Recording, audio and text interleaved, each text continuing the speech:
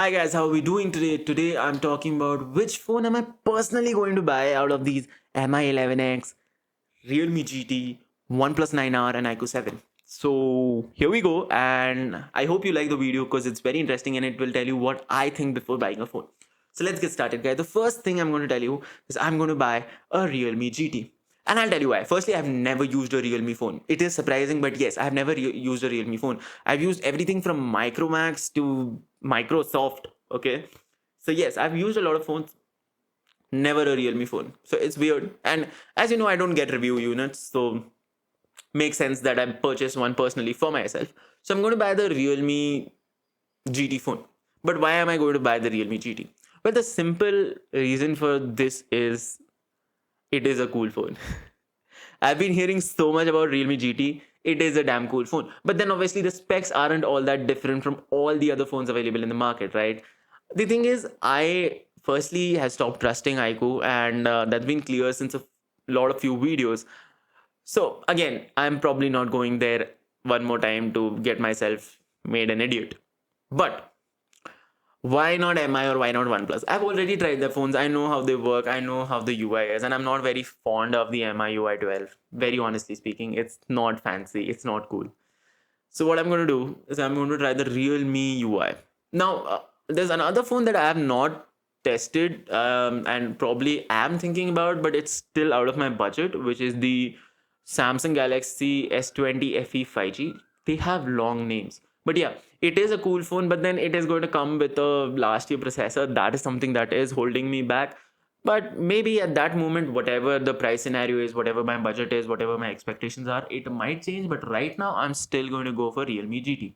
Another thing is, I find that brand very youthful. I find that brand the way OnePlus was in its early times. So OnePlus in its early times was a pretty good brand to be a customer of, right? In its early stages, OnePlus listened to everything that the customers told it, like genuinely everything. We had these discussions where the company executives would take your feedback and would implement it and tell you that okay, we've implemented all of these features in the phones. So it's very interesting, very nice.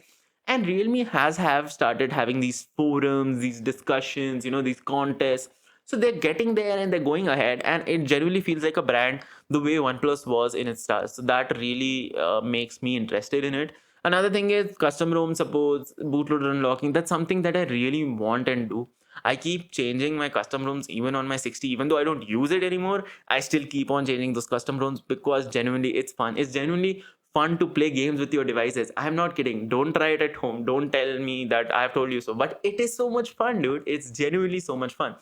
So that's why I keep probably doing that. And when I get that phone, it would be so interesting because I would finally be able to do that again, which is something that I have not been able to do with my iQOO 3.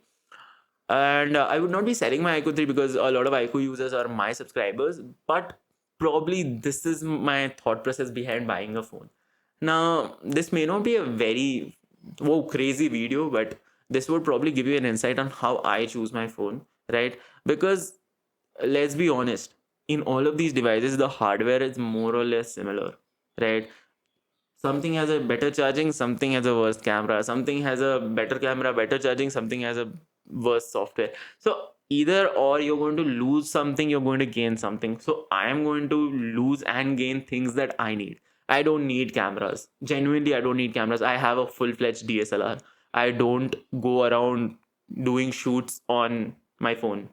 I use my DSLR for it. So it makes no sense for me to keep concentrating on camera so much, right? And price, I actually bought the iQOO 3 because it was within my budget and Realme X50 wasn't.